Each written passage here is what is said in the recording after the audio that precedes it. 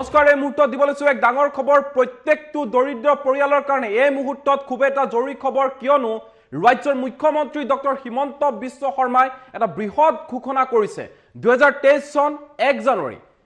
জানুৱাৰীৰ পৰা প্ৰত্যেকটো দৰিদ্ৰ পৰিয়ালে ৰেচন কাৰ্ডৰ যিসকল হিতাধিকাৰী আছে তেওঁলোকে লাভ কৰিব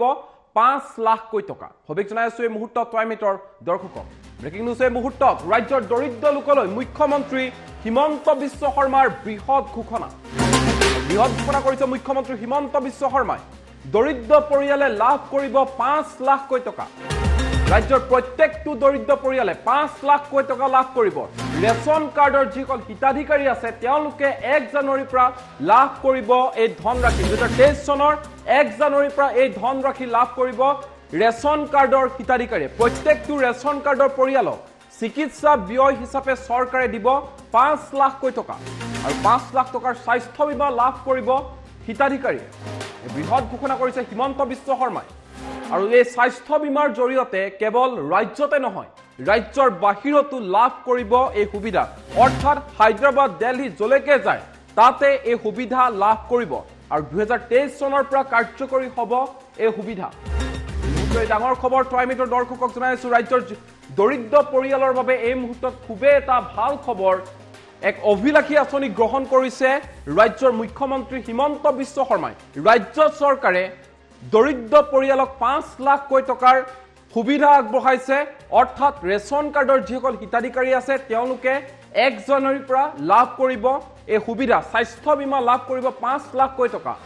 পুনৰবাৰ উল্লেখ কৰিছো কেৱল ৰাজ্যতে নহয় ৰাজ্যৰ বাহিৰতো হায়দৰাবাদে হওক বা মুম্বাই হওক দিল্লী হওক বেংগলোৰ হওক যতে চিকিৎসাৰ কাৰণে যায় তাতে এই স্বাস্থ্য বীমাৰ সুবিধা লাভ কৰিব প্ৰত্যেকটো দৰিদ্ৰ পৰিয়ালে ছয়গাঁৱত অনুষ্ঠিত এখন সভাত এই বৃহৎ ঘোষণা কৰিছে ৰাজ্যৰ মুখ্যমন্ত্ৰী ডক্টৰ হিমন্ত বিশ্ব শৰ্মাই আৰু এই মুহূৰ্তত মুখ্যমন্ত্ৰী হিমন্ত বিশ্ব শৰ্মাৰ মন্তব্য আছে কি কৈছিল হিমন্ত বিশ্ব শৰ্মাই নিজৰ ভাষণত এই মুহূৰ্তত সেই মন্তব্য শুনাব বিচাৰিছো টাইমিটৰ দৰ্শকক